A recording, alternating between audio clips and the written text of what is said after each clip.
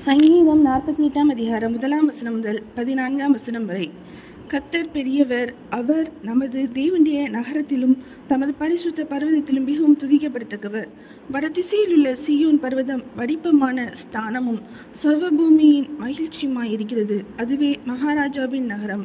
அதன் அரண்மனைகளில் தேவன் உயர்ந்த அடைக்கலமாக அறியப்பட்டிருக்கிறார். இதோ ராஜாக்கள் கூடிக்கொண்டு ஏகமாய் கடந்து வந்தார்கள். அவர்கள் அதை கண்டபோது பிரமித்து கலங்கி விரைந்தோடினார்கள். அங்கே நடுக்கங்கொண்டு பிரசவ வேதனைப்படுகிற ஸ்திரீயைப் போல வேதனைப்பட்டார்கள். கீழ்காற்றினால் தர்ஷீஷின் கப்பல்களை நீர் உடைக்கிறீர். நாம் கேள்விப்பட்டபடியே நமது தேவனுடைய நகரமாகிய சேனைகளுடைய கர்த்தரின் நகரத்திலே கண்டோம். தேவன் அதை என்றென்றைக்கும் ஸ்திரப்படுத்துவார். தேவனே, உமது ஆலயத்தின் நடுவிலே உமது கிருபையை சிந்தித்து கொண்டிருக்கிறோம்.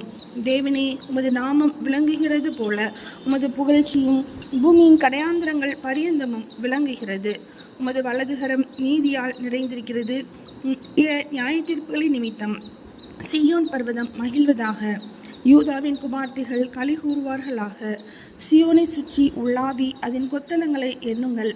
பின்வரும் சந்ததிக்கு நீங்கள் விவரிப்பதற்காக அதன் அலங்கத்தை கவனித்து அதன் அரண்மனைகளை உற்று பாருங்கள். இந்த தேவன் எந்தெந்தைக்கும் உள்ள சதாகாலங்களிலும் நம்முடைய தேவன். மரணபரியந்தம் நம்மை நடத்துவார். சங்கீதம் 48 அதிகாரம் முடிந்தது.